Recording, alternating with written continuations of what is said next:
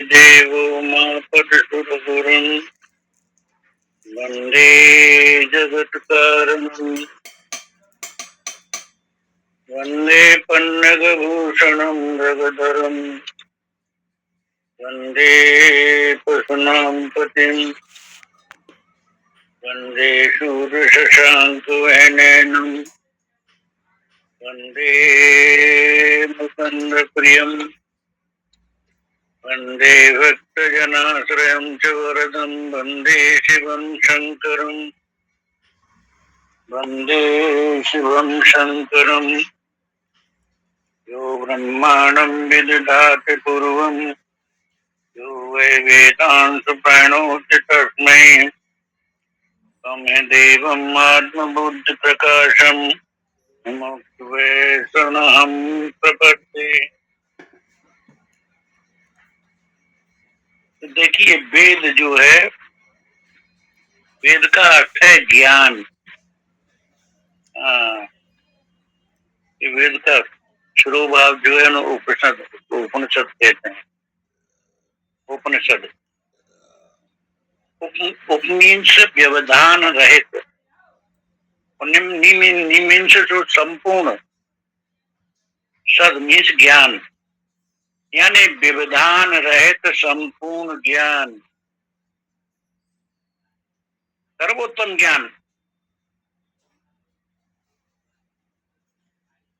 सर्वोत्तम ज्ञान जो ज्ञेय से अभिन्न, जो देश काल वस्तु से अपरिच्छिन्न, वो है उपनिषद। परिपूर्ण ब्रह्म का जो निरूपण करती है।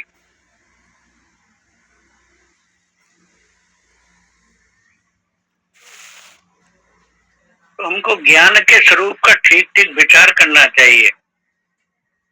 ज्ञान के स्वरूप का, तब जा करके हम ये उपनिषद क्या ये स्पष्ट होती है। तो ज्ञान का स्वरूप क्या है, ये हम आपके सामने आज प्रस्तुत करेंगे। ज्ञान का स्वरूप बहुत ही गहन विषय है महाराज।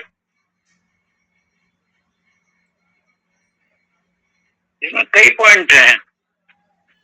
ज्ञान के स्वरूप के बारे में कई पॉइंट महाराज। पहली बात है, ज्ञान स्वतः प्रमाण है, परत प्रमाण नहीं है, स्वतः प्रमाण।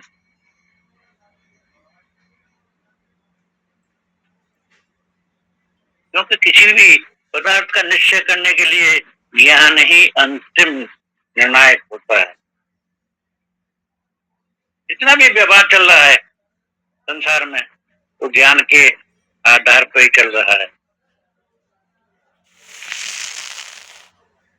किसी भी विषय के होने में न होने में ये ज्ञान ही प्रमाण है महाराज। ज्ञान ही निर्णय होता है, ज्ञान से निर्णय होता है।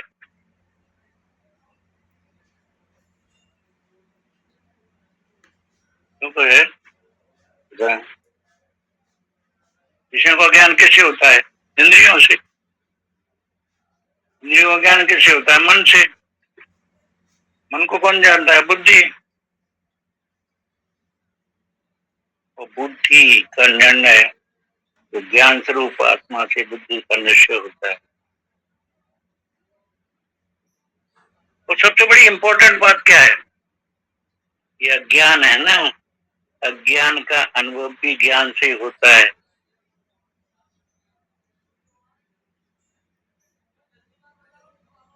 तो ज्ञान को प्रमाणित करने के लिए किसे प्रमाणित करोगे? अरे भाई मैं हूं, ये किसे प्रमाणित करोगे? आप हैं। इसके लिए किसी प्रमाण की जरूरत है क्या? नहीं है। ये त्रिपुटी है ना, ज्ञाता ज्ञान ज्ञेय कर्ता क्रिया कर्म, ये जितनी भी त्रिपुटी हैं वो ज्ञान से प्रकाशित होती है। ज्ञान की सिद्धि के लिए किसी भी प्रमाता प्रमाण प्रमेय की जरूरत नहीं, किसी की भी जरूरत नहीं। क्योंकि इस त्रिपुटी के भाव और अभाव दोनों का प्रकाशक है ज्ञान, दोनों को प्रकाश हो। त्रिपुटी का भाव है तब उसका भी प्रकाशक है, अभाव है तब भी उसका प्रकाशक है। ज्ञान के बिना दूसरा कोई अनुभव कर ही नहीं सकता है। त्रिपुटी में ज्ञान का अनुभव भी है और ज्ञान त्रिपुटी से व्यतिरेक भी है। क्योंकि ज्ञान की सत्ता जो है वो अखंड है महाराज, अखंड। किसी भी प्रमाण से ज्ञान की सिद्धि नहीं हो सकती है। सारे प्रमाण प्रमेय व्यवहार जितना भी है उसकी सिद्ध ज्ञान से होती है। इसलिए सिद्ध होता है कि ज्ञान जो है वो स्वतः प्रमाण है, परत प्रमाण नहीं है, स्वतः प्रमाण है। किसी दूसरे प्रमाण से प्रमाणित नहीं किया जा सकता। जैसे मैंने आपको बताया था कि अपना आपा वो किसी प्रमाण से प्रमाणित किया जा सकता है क्या? दूसरी बात ज्ञान के बारे में, ज्ञान के स्वरूप के बारे में दूसरी बात, ज्ञान स्वयं प्रकाश है, पर प्रकाश नहीं। स्वयं प्रकाश है, वो किसी कर्ता के अधीन नहीं है, क्रिया के अधीन नहीं है, कर्ण के अधीन नहीं है, फल के अधीन नहीं है।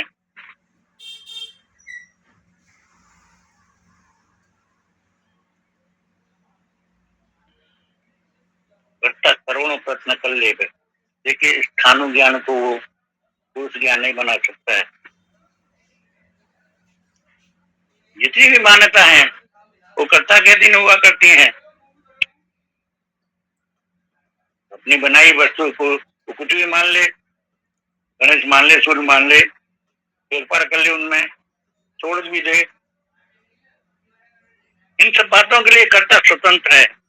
परंतु ये ज्ञान नहीं है, ये तो कर्ता की कृति है महाराज, कर्ता की कृति है, क्योंकि वो स्वयं उसको बढ़ रहा है, वो स्वयं ही उसके मानने में स्वतंत्र है। तो मान्यताएं तो महाराज सबकी अलग अलग हुआ करती हैं कि कोई भी संप्रदाय हो, जाति हो, राष्ट्र हो, सबकी मान्यताएं अलग अलग हुआ करती हैं। मान्यताएं अलग अलग हुआ करती हैं, लेकिन सबका ज्ञान एक होता है। ज्ञान है अखंड एक सीतावर।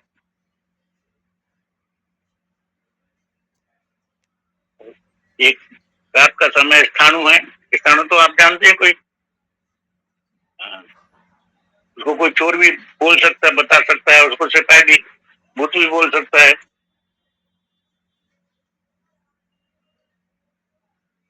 पर जब होगा तब ज्ञान सबका एक ही होगा, तो स्थानु है। कहने का मतलब ये है पुरुष भेद से ज्ञान में भेद नहीं हुआ करता।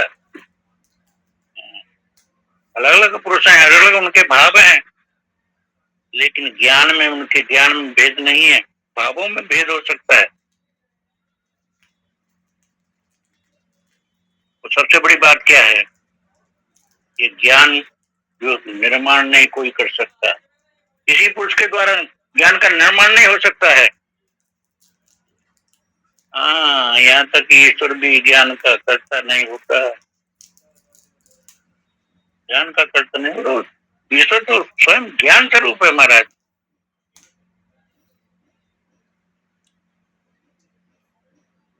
अगर वो ईश्वर ज्ञान का कर्ता माना जाए ना, तो ज्ञान की रचना से पहले ईश्वर को ज्ञान का अभाव स्वीकार करना पड़ेगा कि नहीं करना पड़ेगा? लेकिन ये ज्ञान का अभाव किसी भी प्रमाण से, किसी अनुभव से सिद्ध नहीं हो सकता है। ज्ञान का कभी अभाव हुआ है क्या? क्योंकि ज्ञान अखंड है, ज्ञान का कभी अभाव हो ही नहीं सकता, किसी को अनुभव हो ही नहीं सकता, किसी प्रमाण से ज्ञान का अभाव नहीं हो सकता है।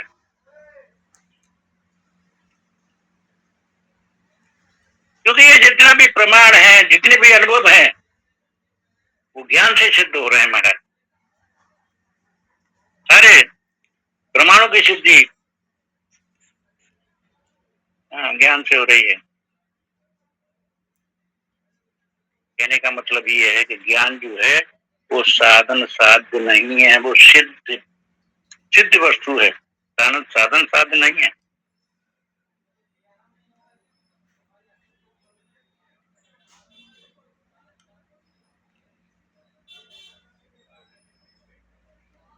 कहने का मतलब ये है कि ज्ञान जो है वो स्वयं प्रकाश है, पर प्रकाश नहीं है। हाँ, यहाँ भी एक भजन में बोला है ना, तेरे प्रकाश से शरीर चित्त चेतता, तेरे प्रकाश से शरीर चित्त चेतता, तो देहदीन दृष्ट को सदा ही देखता। दृष्टा है तू न कभी दृश्य रूप है, तो ज्ञान कभी दृश्य रूप नहीं हो सकता महाराज। वो दृष्टा है, वो स्वयं प्रकाश है, वो पर प्रकाश नहीं।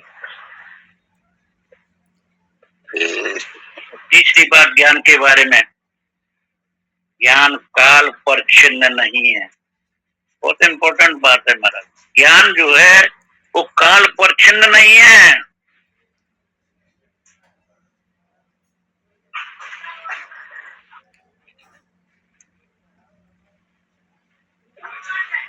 ज्ञान का उदय विलय काल की धारा में नहीं हुआ करता है। भूत भविष्य जितना भी है वो ज्ञान से ही प्रकाशित होता है, ज्ञान से ही प्रकाशित हो रहा है। काल की धारा में ज्ञान का उदय विलय नहीं हुआ करता। ज्ञान कभी क्षणिक नहीं है।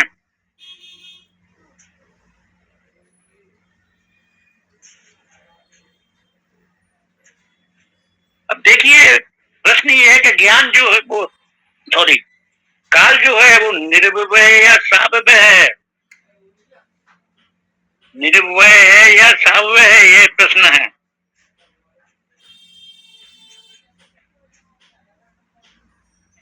अगर वो निर्विवय है तो उसमें भूत भविष्य कालादि का भेद भी संभव नहीं है। तो ब्रह्म ही है निर्विवय, परमात्मा निर्वय है, वो ब्रह्म ही है। और ये वो सावय है, तो ज्ञान उसके अवयवों का प्रकाशक मात्र होगा। सबका एक ही से चल लेगा सबका।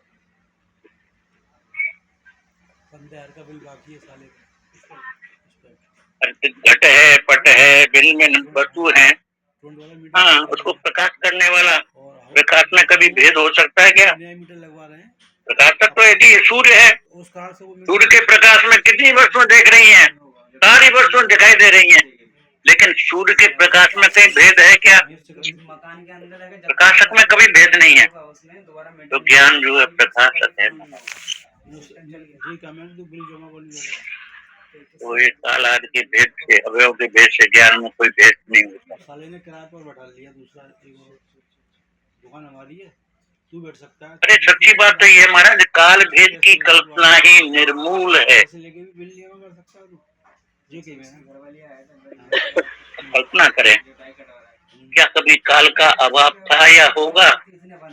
जिस काल में हम काल के अभाव की कल्पना करेंगे वो भी तो काल ही तो होगा ना, है कि नहीं? जिस काल में भी हम काल के अभाव की कल्पना करेंगे वो भी काल ही होगा। वो काल ही होगा और वो काल के अभाव को निवृत्त कर देगा, क्योंकि अभाव रहित वस्तु जो है वो निरंश होती है। निरंश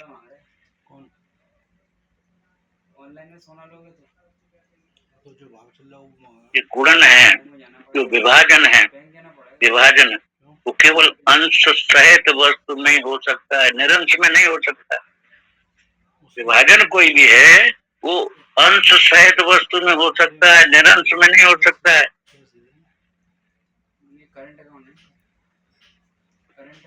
इसलिए महाराज अभाव रहित काल में ये काल का रूप जो अवयव के आधार है, भूत भविष्य की कल्पना करना ये निस्सार है। लेकिन ये भूत भविष्य मालूम पड़ते हैं, ये क्या है? सम्मत मात्र। जब तक वो क्लियर नहीं होगा, जब तक मीटर नहीं लगेगा।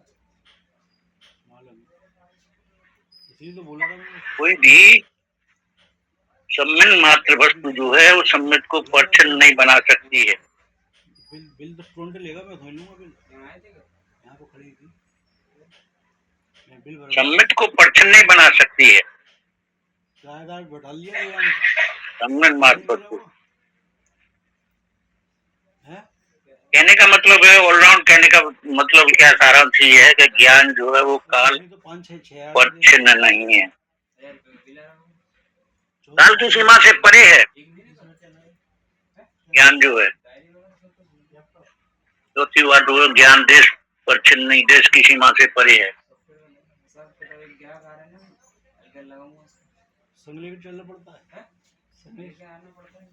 जैसे ये भूत है, भविष्य है, ये सम्यक ज्ञान को परिच्छिन्न नहीं कर सकते, वैसे ही देश विस्तार जो है, देश कल्पना जो है वो ज्ञान को परिच्छिन्न नहीं बना सकते। पूर्व पश्चिम आदि रूप से प्रतिमान जितना भी देश भेद है। कितना रुपया दिया तुमने?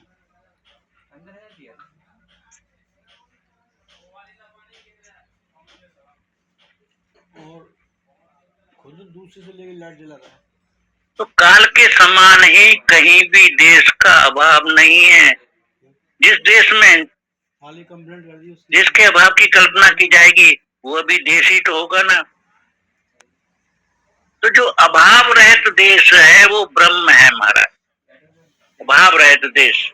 खोलो देख लो वहाँ पे। ये जो पूर्व पश्चिम उत्तर दक्षिण जो भी कल्पना है वस्तुनिष्ठ नहीं, ये सम्मिल मात्र है। वो ठीक वैसे ही है जैसे स्वप्न देश में लंबाई चौड़ाई।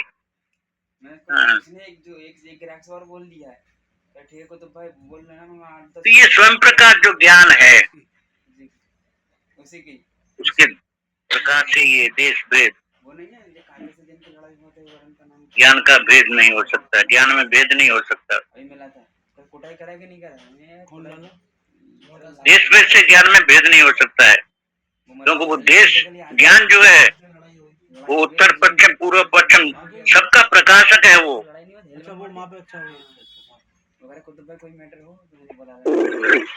इसलिए जो देश भेद है ना वो ज्ञान में भेद नहीं कर सकता है। इसलिए ज्ञान जो है देश अपरिच्छिन्न, देश अपरिच्छिन्न, देश से परे, यानी कि मतलब जो ज्ञान जो है देश काल वस्तु से अपरिच्छिन्न है। पांचवी बात है ज्ञान में विषय पर छिन्न नहीं है। ज्ञान जो है विषय पर छिन्न नहीं है, अखंड है, विषय पर छिन्न नहीं है। ज्ञान के टुकड़े टुकड़े नहीं किए जा सकते हैं, क्योंकि जो भी विषय होगा ना वो अपने किसी काल में किसी देश में तो प्रकट होगा कि नहीं होगा। हाँ, तो देश की और काल की कल्पना भी बिना विषय के प्रतीत नहीं हो सकती ना। कोई विषय है तो उसका ये पूर्व पश्चिम इसके और इतना ये काल विषय को लेकर के देश और काल हुआ करता है, जितनी प्रतीति होती है। एक ही मान रखो, दो मान में दिक्कत है, एक ही रखते हैं और एक ग्राहक है उसका है वो भटक रहा है। तुम कहते ना जैकेट वाला है वही है, 4-5 भाई है। ये देश और काल वेद जो है वो कल्पित है हमारा।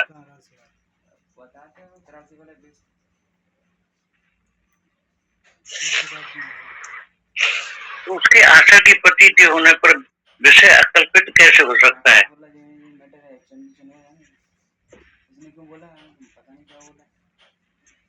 जितने भी विषय प्रतीत हो रहे हैं, पृथक पृथक प्रतीत विषय हो रहे हैं, वो सन्मात्र ही है, सन्मात्र ही है और कुछ हो रहे हैं।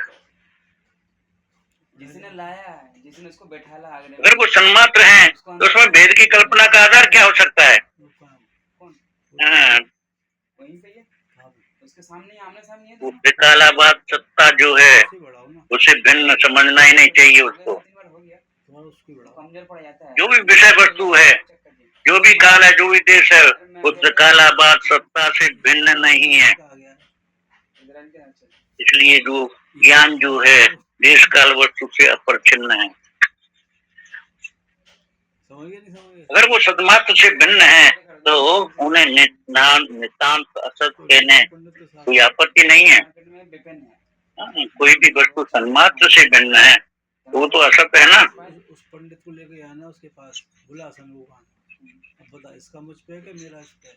किसका और पेड़ दूसरी है? वस्तु बहुत ही इम्पोर्टेंट क्या है कि सत और असत भाव और अभाव का मिश्रण तो कभी हो ही नहीं सकता है। सबसे ज्यादा डोल रहा है पूरे मंडी में। बताओ, अरे उसकी जरूरत है, वो मेरे घर पे आ रहा है कलकत्ते में मेरे। ये भी मान लें कि भिन्न भिन्न विषय सत्ता के विशेष विशेष रूप हैं। ये मान लें हम जाना पड़ेगा ना, कि अलग अलग जो विषय हैं वो सत्ता के विशेष विशेष रूप हैं, लेकिन ये बात भी निराधार है महाराज।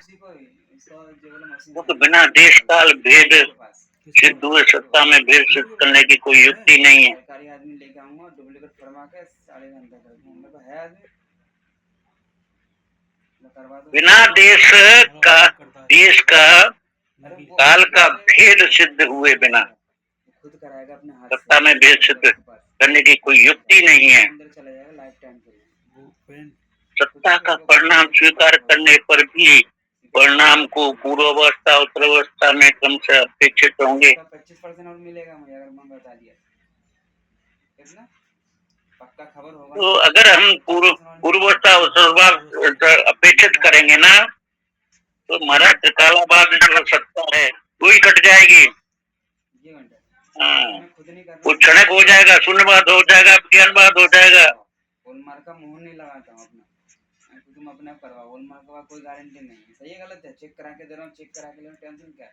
जो टांके के बनवाओगे अपना मोहर लूंगा, मोहर देके वापसी ले लूंगा। और यदि हम ये कल्पना करें कि सत्ता का एक अंश स्थित है, एक अंश तो स्थिर है और दूसरा अंश जो है वो विषयों का आरंभ कर रही है या उनके रूप में परिणत हो रहा है, तो अंशभेद भी कल्पना से अंशभेद की कल्पना भी सर्वथा प्रयासी है, गलत है। तो जो वस्तु एक अंश में तो विलीन हो रही है, दूसरे अंश में नित्य हो रही है, तो अंशभेद तो असिद्ध हो गया ना। ऐसे चल रहे कहानी। तो कहने का मतलब ये है कि सत्ता में विषय भी उत्पन्न नहीं होता, सत्ता में विषय उत्पन्न नहीं होता है। विषयों की उत्पत्ति सत से असत से या सत से अथवा उसके भिन्न से किसी भी प्रकार उसकी संगत नहीं बैठती है, क्योंकि जहाँ जिसकी उत्पत्ति स्थिति और प्रलय जो है उसी की असिद्धि हो रही है, सिद्ध नहीं हो रहा है, क्योंकि उसका अधिष्ठान में अत्यंत अभाव है। वस्तु का कोई भी वस्तु है,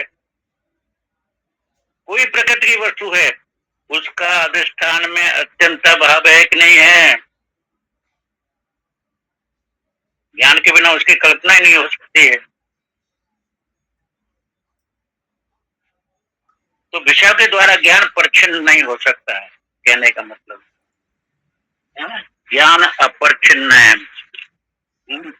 यहाँ ये सिद्ध हो रहा है कि ज्ञान में विषय परिच्छेद भी नहीं है, विषय परिच्छिन्न ज्ञान नहीं है, ज्ञान विषय अपरिच्छिन्न है, ज्ञान देश अपरिच्छिन्न है, ज्ञान काल अपरिच्छिन्न है।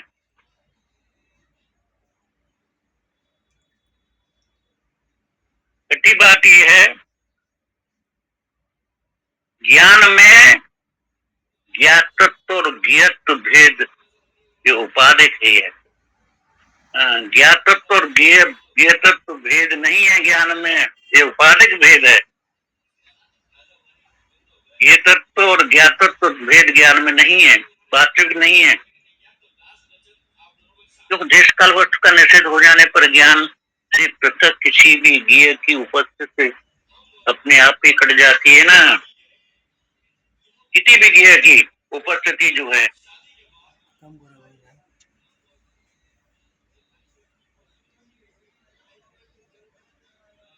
क्योंकि ज्ञेय के बिना ज्ञातत्व के व्यवहार की सिद्ध हो ही नहीं सकती है। ज्ञेय और ज्ञाता जो है ना, ये दोनों एक दूसरे की अपेक्षा रखते हैं ना, लेकिन ज्ञान किसी की, दोनों में से किसी की अपेक्षा नहीं रखता है। दोनों की दोनों में किसी की अपेक्षा नहीं रखता है ज्ञान, क्योंकि ज्ञान जो है स्वतः सिद्ध है, पर सिद्ध नहीं है ज्ञान।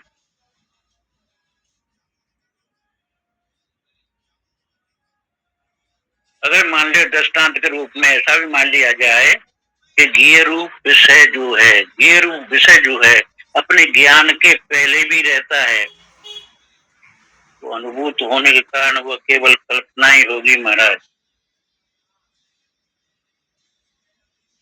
क्योंकि अनुभव के बिना पदार्थ को सिद्ध नहीं किया जा सकता।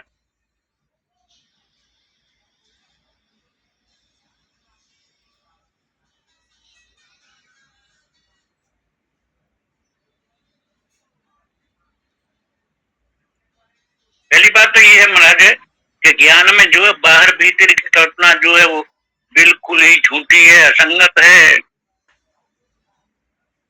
हाँ, ज्ञान में बाहर भीतर की कल्पना।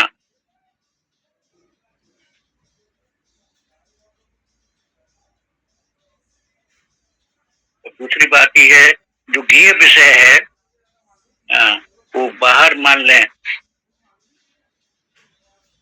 तो उसके साथ ज्ञान का कोई संबंध नहीं हो सकता है।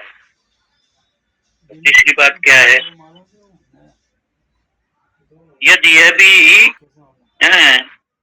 उसको अंतर्देश भी मान लें तो भी ज्ञान के साथ उसका व्यापक भाव संबंध स्वीकार करना पड़ेगा ना।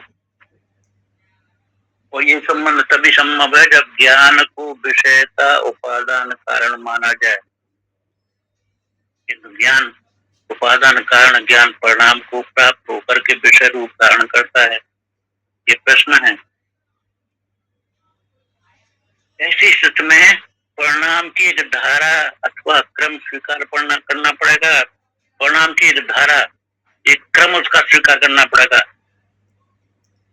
लेकिन ये बात तभी स्वीकार की जा सकती है जब काल की क्षणिकता का आरोप उसके प्रकाशक ज्ञान पर किया जाए।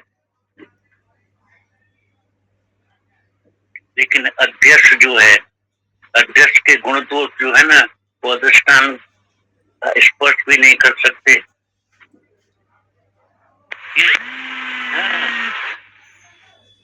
ये ज्ञाता तो ये अध्यक्ष हैं, ज्ञान अधिष्ठान रूप है। तो अध्यक्ष के गुण दोष जो है अधिष्ठान का स्पर्श भी नहीं कर सकते, क्योंकि ज्ञान जो है वो आदि रहता है, अंत रहता है। ज्ञान जो है वो आदि अंत रहता है, तो उसमें विषय की उपस्थिति के लिए एक क्षण अथवा भिन्न क्षण हो ही नहीं सकते हैं। तो सारे विषय जो हैं, संपूर्ण विषय ज्ञान में है, अथवा यूं कहिए कि ज्ञान के अंश हैं। ये अंशता और पूर्णता जो है ये भी कल्पित है हमारे ज्ञान में।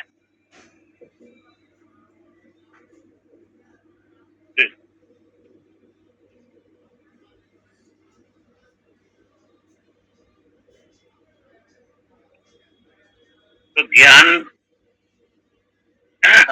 ज्ञाता ज्ञेय जो है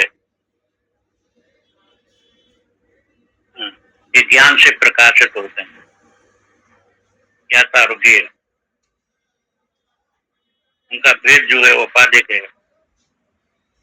ज्ञान में ज्ञातत्व और ज्ञेय तो भेद जो है वो उपाधिक है, उपाधि से है, वास्तव भेद नहीं है।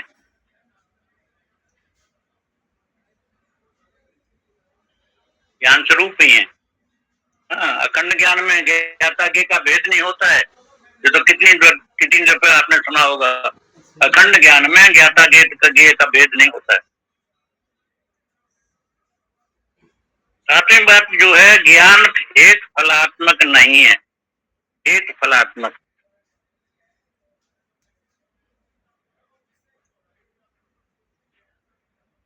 क्योंकि ज्ञान की उत्पत्ति हम स्वीकार करें तो उसके प्रागभाव हाँ प्रागभाव अत्यंता भाव, ये 3 भाव 4 भाव है ना।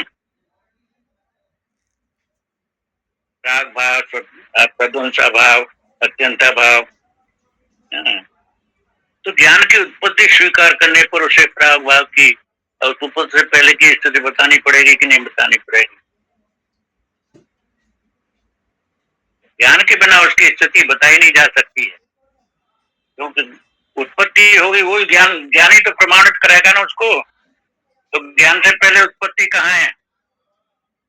किसी भी वस्तु की उत्पत्ति ज्ञान से पहले कहाँ है? उत्पत्ति होगी तो वो भी तो ज्ञान से प्रकाशित होगी।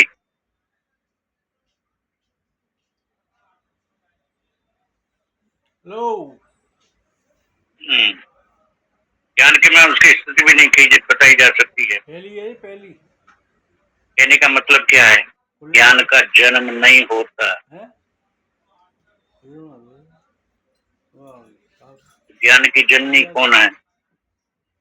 अरे महाराज, हमारा अंतःकरण शुद्ध हो जाएगा, निर्विषय हो जाएगा, ये ज्ञान की जननी,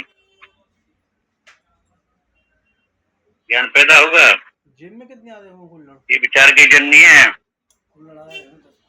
जिम में तो विचार के द्वारा वृत्त्यात्मक ज्ञान की पुष्ट होती है, ये दृढ़ होता है ज्ञान। हमारी वृत्ति विचार के द्वारा वृत्त्यात्मक ज्ञान पुष्ट होता है, दृढ़ होकर के वो अज्ञान का निवारण होता है, अज्ञान भ्रांति की निवृत्ति होती है। जैसे जैसे ज्ञान विचार के द्वारा वृत्ति हमारे पुष्ट होते जाएंगे, ज्ञान पुष्ट होता जाएगा, तो अज्ञान मिटता जाएगा, अपने आप ही मिटता चला जाएगा।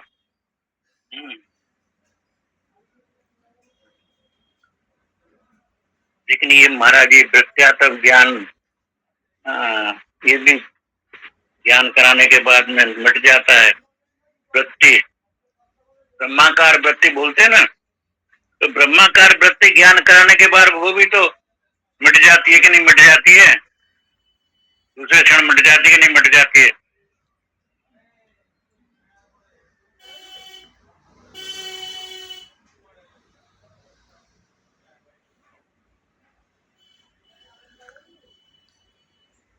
तो महाराज, ये क्षण रहे थे वृत्ति को अपने व्यक्तित्व को भी बाधित कर देता है। जब वो स्वयं बाधित हो जाता है ना, तब यदि वो कोई अपना कार्य या फल छोड़ करके बाधित हो अथवा अज्ञान निवृत्त के अनंतर बना रहे, तो फिर द्वैत तो बना ही रहेगा ना।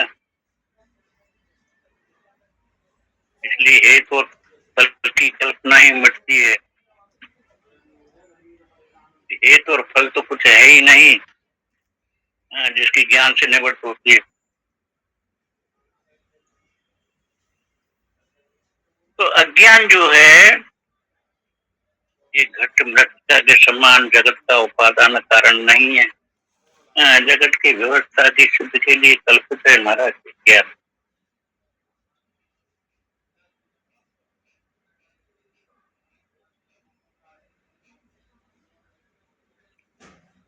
ये अज्ञान जो है वो क्या है? ये ज्ञान, ये कल्पना जो है वो भी ज्ञान का विवर्त ही तो है ना, ज्ञान का विवर्त है। ये ज्ञान वृत्ति से तो अज्ञान की निवृत्ति होती है, ध्वंस होता है ना।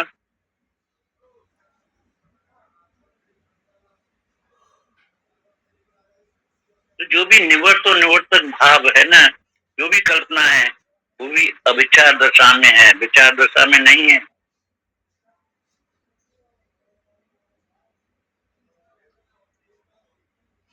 कहने का मतलब यह है कि हेतु फलात्मक नहीं है ज्ञान। ज्ञान जो है वो हेतु फलात्मक नहीं है। ज्ञान की उत्पत्ति स्वीकार नहीं की जा सकती। ज्ञान अखंड है।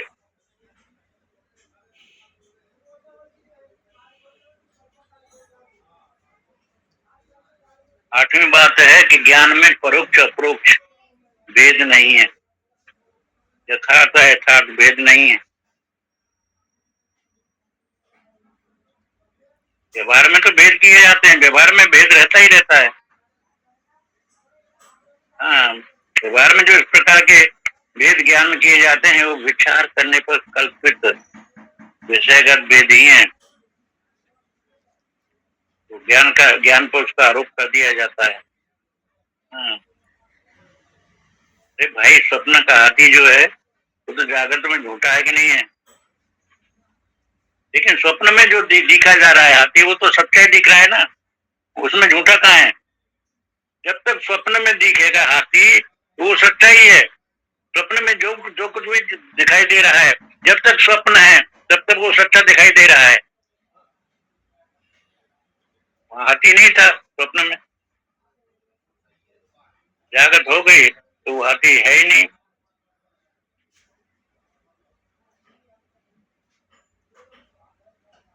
हाथी नहीं देखा ऐसी बात नहीं थी, हाथी देखा था, लेकिन हाथी की वहां सत्ता नहीं है। अब चार दशा में जो हाथी जो है वो यथार्थ दिख रहा है।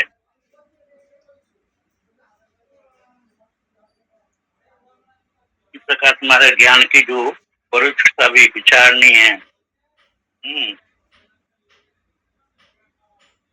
वो जो परोक्ष अप्रोक्ष भेद है ना, वो घटाधिक पदार्थों में हुआ करता है, ज्ञान में नहीं।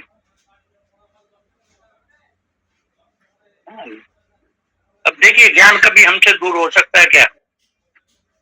ज्ञान हमारा स्वरूप है। जब हमारा स्वरूप है ज्ञान, तो ज्ञान कभी हमसे दूर होगा क्या? नहीं हो सकता है। ऐसा मान लें कि पृथ्वी पर घट है और अंतःकरण में ज्ञान है, तब भी घट ज्ञान तो अपने अंतःकरण में ही रहा, उसकी परोक्षता कहाँ हुई?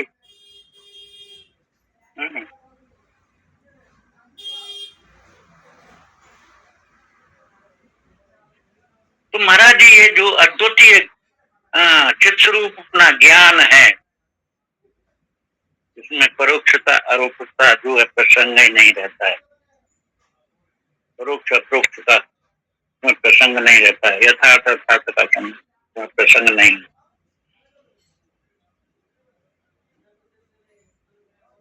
और नौवीं बात क्या है? ज्ञान सर्वथा अबाध्य है, बाध नहीं किया जा सकता, काटा नहीं जा सकता। ज्ञान का कोई प्रतियोगी नहीं है, कोई विरोधी नहीं है। स्वयं अज्ञान भी ज्ञान द्वारा ही तो प्रकाशित होता है ना।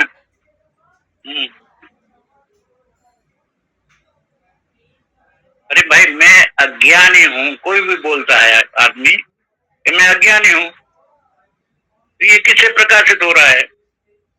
ये भी एक प्रकार का ज्ञान ही तो है ना।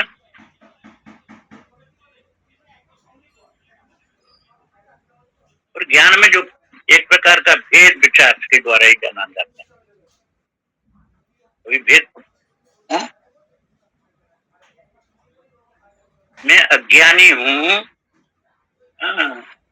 कोई कह सकता है ठीक है, आप बोल रहे हैं मैं अज्ञानी हूँ, लेकिन ये भी तो ज्ञान से प्रकाशित हो रहा है कि नहीं हो रहा है कि मैं अज्ञानी हूँ? फिर आप अज्ञानी कहाँ रहे?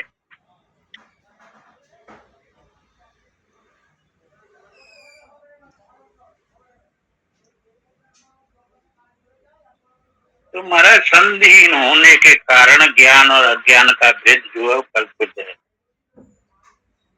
इसलिए अज्ञान ज्ञान का बाद नहीं कर सकता। ज्ञान के बाद की कल्पना करने पर यह प्रश्न होता है कि ज्ञान का बाद ज्ञात होगा या अज्ञात होगा? उस बाद का कोई साक्षी होगा या नहीं होगा, ये प्रश्न उठता है ना।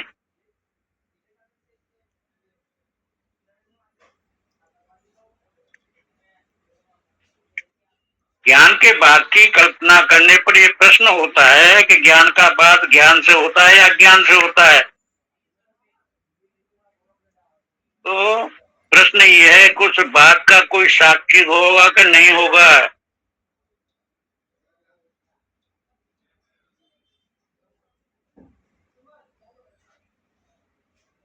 तो अज्ञान रहने पर और कोई साक्षी न रहने तो बाद होने में भी कोई प्रमाण नहीं रहता है महाराज।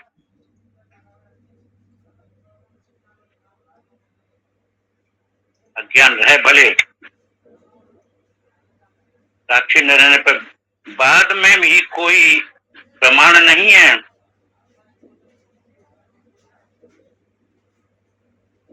तो ज्ञान जो है वो सत्ता अक्षुण है, अखंड है। तो अखंड सत्ता जो है, हाँ, अब देखिए अखंड सत्ता तो सुसुप्ति है। अब सुसुप्ति में मन रहता है कि मन बुद्धि नहीं रहते, इंद्रिया नहीं रहती, लेकिन वहाँ ज्ञान है कि नहीं है? ज्ञान रहता है। तो भाव अभाव दोनों का साक्षी है ज्ञान। ज्ञान सर्वदा अबाध्य है, किसी के द्वारा बाध नहीं किया जा सकता ज्ञान का।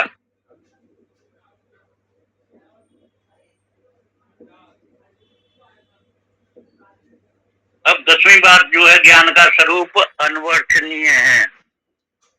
किसी के द्वारा विवेचन नहीं किया जा सकता, अनवर्चनीय है। उसको सत्य कह सकते हैं, न सत्य कह सकते हैं।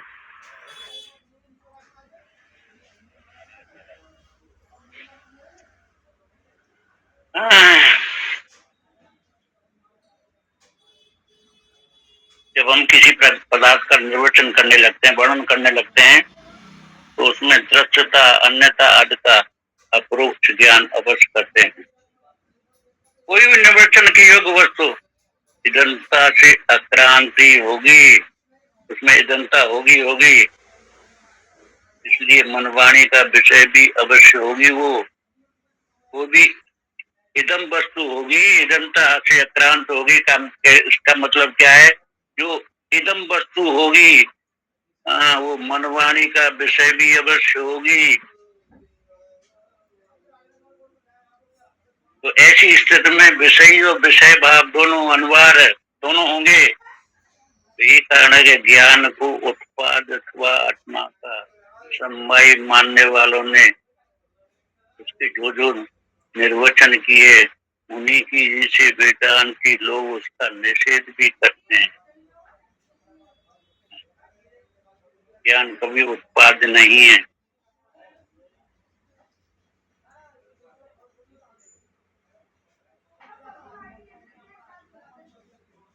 तो अनुवर्ती नीति का वेदांत में जो है, अनुवर्ती नीति का इतना ही अभिप्राय है कि यह ज्ञान स्वरूप से भिन्न नहीं है, इतना ही अभिप्राय है। ज्ञान जो है अबाध्य है, स्वयं प्रकाश है, अपरिच्छिन्न है। ये उसके लक्षण है।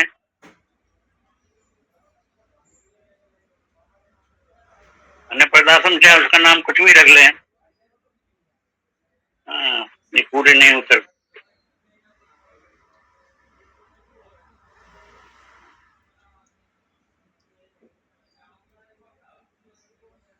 तो एक पर रूप अपरिच्छिन्न स्वयं प्रकाश और अबाध्य हो, और दूसरा स्वरूप भी ऐसा ही हो, वह भी हो और मैं भी हूँ, ये बात अनुभूत का विश्लेषण करने पर सिद्ध नहीं हो सकती। अनवचनीय का अर्थ है अज्ञेय नहीं होता। विदित और अविदित के विलक्षण, अनवचन मीन्स विदित और अविदित से विलक्षण नहीं हो सकता। इसलिए अनवचनीय पद ज्ञान के समस्त निर्वचनों का निषेध करके अनुरुक्त स्वात्मा में विश्रांति लाभ करता है। अनवचनीय जिसका विवेचन नहीं कर सकते, उसको सत्य भी नहीं बोल सकते, असत्य भी नहीं बोल सकते, इसलिए बोला है अनवचनीय। न सत न असत उच्यते, येयम यतत् प्रवक्ष्यामि यद् ज्ञात्वा अमृतस्नुते अनाद मत परम ब्रह्म न सत न असत उच्यते। बोला गया है कि नहीं बोला गया है? और एक जगह बोल दिया सत सत्या हम अर्जुन, सत भी में हूँ असत भी में हूँ। ये ज्ञान जो है वो अनवर्चनीय है, वचनों से उसका विवेचन नहीं किया जा सकता। ये सच्चा अभी चलेगी महाराज, बाणे को विराम देते हैं। बोलो सच्चिदानंद भगवान की जय, बांके बिहारी लाल की जय, सतगुरु भगवान की जय। जय जय श्री राधे श्याम, जय श्री कृष्ण महाराज, जय श्री